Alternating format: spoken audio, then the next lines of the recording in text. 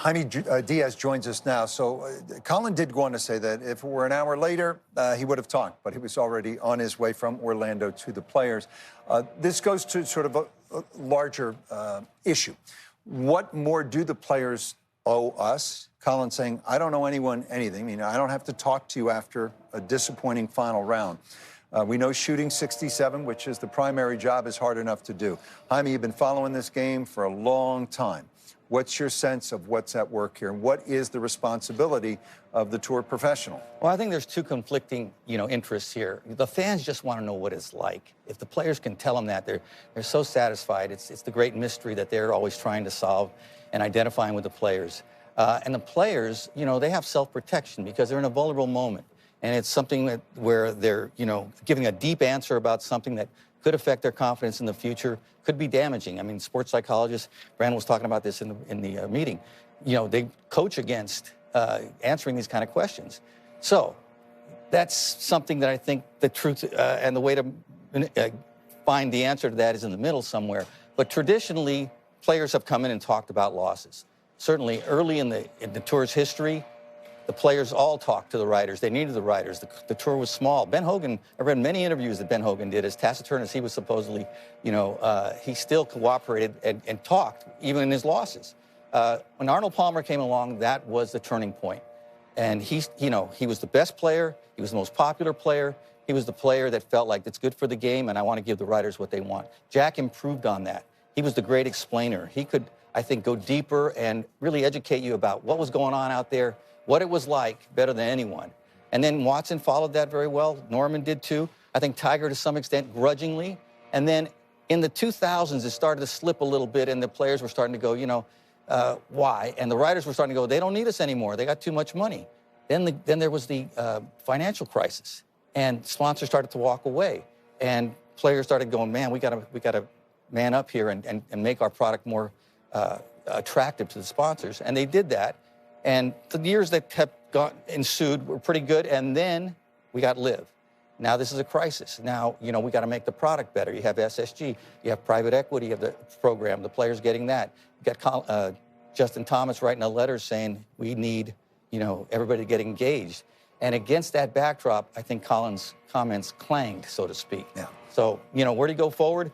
I think, respect the process. You don't want people not doing interviews. They don't have to always go very deep. They can be cautious, but at least engage. And the most that you can, tell the people about what it's like out there, because that's the most satisfying. I think we all would have liked to have known, for example, was that a miss hit on 14, didn't get the right club, the wind jumped up. And by the way, he's not alone. And look, players on the whole have been very good to all of us. But Rory declined to talk to the media after he lost the U.S. Open at Pinehurst last June. He said later he had no regrets about that decision.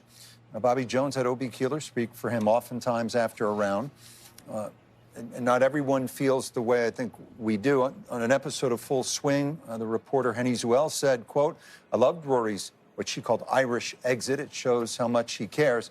Brandel, I'm guessing you feel differently on this. Yeah, I think it's a sad trend that we're seeing more often. When I was sitting on the set Sunday night, looking forward to hearing Collin Morikawa talk about the optimism, to some extent, of the game turning around in his favor. But I also was thinking about, when I found out that he refused to do the interview, I was thinking about the players who had suffered far more devastating losses, far more momentous losses, who regained their equilibrium and with class came out and gave the media, and it's not just giving the media, it is giving the fans, okay, and giving the sponsors, and giving the entire ecosystem of the golf world an explanation of the humanity of losing. So I thought about Roberto Di Vincenzo, who in 1968 signed the wrong scorecard, lost the Masters because he signed a scorecard higher than what he had shot. He said, what a stupid I am. I mean, those words still ring as evidence of a magnanimous man in the most unbelievably devastating gaffe, speaking with courage. I thought about Greg Norman losing a 6-shot lead at the Masters and then coming in and speaking with, I think, great class. And the world wrapped their arms around it. I thought about Jean Van de Velde, 1999 Open Championship, tripling the last hole, coming in, talking to you with humor, by the way. I thought about Phil Mickelson, 2006 at the Open Championship. Made a mess of the last hole. What a stupid no, what did he say? He said, such an idiot. I'm such an idiot. Yes, of course. Jordan Spieth after the 2016 Masters, the debacle there. But the one that really resonated with me, and I thought about, and I think Collin Morikawa and Rory could all learn from, there is, in my opinion, no more devastating loss in the history of golf and maybe the history of sport than Tom Watson not winning the 2009 Open Championship when it looked for all the world like he had wrapped it up. And here he is at the last, putting for par. This would have won it. Now, it looked like his the whole way, but he gathered himself after the loss and went in and spoke and opened up his heart to the world about what this loss meant. Hey, this ain't a funeral, you know. It would have been a hell of a story, wouldn't it? It would have been a hell of a story. It wasn't to be. And yes, it's a great disappointment. It tears at your gut, as it always has torn at my gut. Well, I still am in shock that I did that. I just can't believe that I did that. I am such an idiot. It's sad. It's very sad. If I can I go and play it again? Actually, it would be very nice. But what can you do? I mean, you've seen it. I mean, I hit it in the grandstand. I was just laying perfect. So, you know, maybe I didn't stay. I wouldn't say I didn't stay focused enough. Maybe not humble enough. I played like. How about that?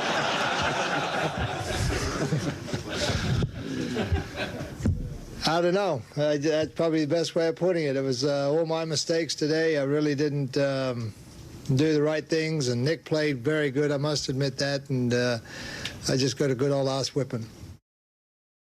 Those are just such great examples, and I think we can all learn from that. I mean, look, I mean, it's exciting to watch people spew champagne all over the winter, but when someone wins, someone loses. And I think we can relate a lot more to the people who lose because we all deal with disappointment and insecurity in our lives. And how are they handling it? Because these are the most dedicated, most inspirational people in their world. We want to know how they're handling it. You learn a lot more from rock bottom than you do the mountaintops. And I want to hear that. We learned a lot about those athletes there. But adding insult literally to injury was him saying, I don't owe you anything. Now, there's such a thing as TV rights, media rights, okay? We pay about $1 billion for this. A substantial portion of what Collin Morikawa makes and what all PGA Tour players make is derived from the money that we pay them. But it's not just about us. We're a conduit to the story, to those who invest, not money, but their time to watch these sporting events. And they're on the edge of their seat to hear not just what the winner has to say, but how the loser deals with it. And if you're so fragile that you can't handle the questions, I think it's important that you think about that because it is very important to deconstruct blunders and failures, to learn from them and go on. You cannot hide from the questions because the questions are in his head and they'll come somewhere else. But you need to confront them and deconstruct those blunders, not just yours, but also of other players. Deconstruct their blunders and then physiologically put yourself in that position and figure out how you're going to gain from it and get better. And the story, when he says no, he's not just saying no to you. He's saying no to the PGA Tour. He's saying no to the sponsors. He's saying no to the fans. And he is saying no to lifting up the PGA Tour with these stories and making the entire PGA Tour more profitable. So he is also saying no to his peers. It's not, I don't owe you anything. Let me sit down and tell you why I lost. It's a great example from another sport from long ago. The late, great Dale Earnhardt, NASCAR auto racing, 1990, had been dominating the flagship event, the Daytona 500. He blew a tire on the last lap and he lost. He did an interview with David Hobbs. And then he would eventually win the Daytona 500, which every race car driver aims for. And he finally won it for the first time in 1998. It made it all that much sweeter, a much richer story. Paula, you know, you've talked about this. You think this has to do with culture. So what do you mean by that when you say that? I have a bigger point to make. I mean, I can't disagree with any of the points that the guys make. I have a bigger issue. You know, I'm out in the public a lot. I do a lot of corporate events. I'm always looking for feedback from people, and you know, I have a worry. I have a concern about this era of player. The public are not really behind them and not really aligned with them. There's a lot of apathy towards them. And it's not just the guys in the PGA Tour, it's also the guys on LIV. And there is a sense of greed, there's a sense of entitlement that the public have a perception of them. I don't know if the players are aware of that or not, but I don't know if history is going to reflect back on this generation of players as being good for the game in terms of keeping standards. And you know, for me, culture is a big thing. And I remember, you know, Brandel, we came on tour and you gravitate to your peer group and you gravitate particularly to the top players and codes of behavior. And they set boundaries of behavior. I'll give you just two little examples that affected my behavior, and still to this day I'm aware of them. I was playing with Bernhard Langer. I wasn't on tour very long. We're playing in Germany. It was around the time he was winning the Masters, and a huge crowd playing in his home country, and we're walking down the fairway. I'm chatting away. I'm all excited. I'm playing with Bernhard Langer. We got a massive crowd. I'm eating a banana, and when I finished the banana, Bernhard's telling the story, and I throw the banana into overgrowth.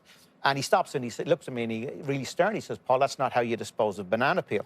So humbly, I walked over to this bush and I found out the banana skin and brought it back and gave it to the caddy. And I never ever threw away a banana skin after that. You know, it was basically establishing. A second one, I'm playing in the PGA Championship in Atlanta, and I walk around the first tee 6:30 in the morning, all excited, ready to go and play. It's just about getting bright. Tom Watson, my hero, was on the tee. And I went up and introduced myself and asked him, could I join him? And he said, of course, and off we went. I'd never met him before, and we're having a great chat. Come on to the 6th hole, par 3, I think it was. We both hit it on the green. It was a dewy morning. We get on the green. Tom's telling me a story. I bend down with my tee, 1, 2, 3, stand in the ball marker, move forward.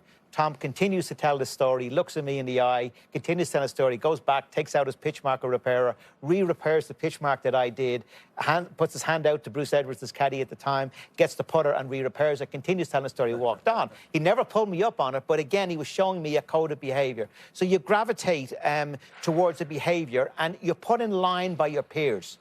And you need to get your wings clipped when you step out of line. Otherwise, new norms of behavior are created. And we are starting to see now new norms being created that is not conducive to how great this game is and how great the tours are. And I really have that concern as a collective, not individually, as a collective for the modern player. The public are looking on and they are not impressed. From what I understand, they are not impressed at all with so many things going on in the game. And it's a shame because these guys, you know, in general, are brilliant guys and got lots of great game that we want to come see, but there is a standard that everybody needs to behave to in order to keep this game thriving and keep the sponsors coming in, because we have a niche. We are a niche, and that niche is very much revolves around behavior of its players. Jaime, I'll give you the last word. Sure. Well, no, I think, you know, the question is, do we have an obligation to the public? Do the players have an obligation to the public to inform them? And I think it's really good for us when we hear those kind of stories. I think there should be some consideration. Is it good for them? And I take Randall's point that perhaps it's, you know, elevating within to handle that and confront it, but you have to confront it in public. I think it is better for the product. And I think right now the product is the priority. And so I think it works both ways that, you know, yes, it's better for them. It's better for your peers because it is going to make the product better. And maybe, you know, you got to eat, you know, that difficult moment a little more publicly. And I think that's a good example. Certainly Watson and those guys, but not everybody's wired that way. You know, it's hard to, I was going to ask you guys, I know I got to have the last word here, but, you know, how did you handle it in your career? Has your perspective changed now from afar compared to when you were a player? Was it hard to do? Yeah, of course it's hard to do, but you know, look, I lipped out a putt on the last hole to miss my tour card by a shot, so I lost my job. And I walked off the green, and there was Jennifer Mills, back in the day, she was such a star here, standing there with a microphone and a camera. Said, can I get an interview? All I wanted to do was go get in my car and cry and drive all the way back to Phoenix. But I was like, you bet, you know, you're here to tell a story. I'm going to respect you that you have a story to tell. It's your job to tell these stories. You're there because you're the best in the business. And you're not there to malign or misrepresent. You're there to tell the stories. And when they say, I don't owe you anything, it's so disrespectful. This is not just about competition, it's about cooperation. The athletes come, they get the big money, and they entertain us. But they don't get to just take the money and leave. We went to a basketball game, and we were fortunate that night to go sit with the CEO of the Magic, Alex Martins. Mm-hmm. He was talking about the success, the popularity, global popularity of the NBA. 2.5 billion people follow the NBA. And I said, what's the secret? Access, access, access. Steph Curry scored 56 points that night. I'm sure he wanted to run off and celebrate and have a great night. I watched him go from interview to interview to interview, sign autographs, et cetera, et cetera. I know it's a lot easier to do that when you win, but it's more important to do it when you lose.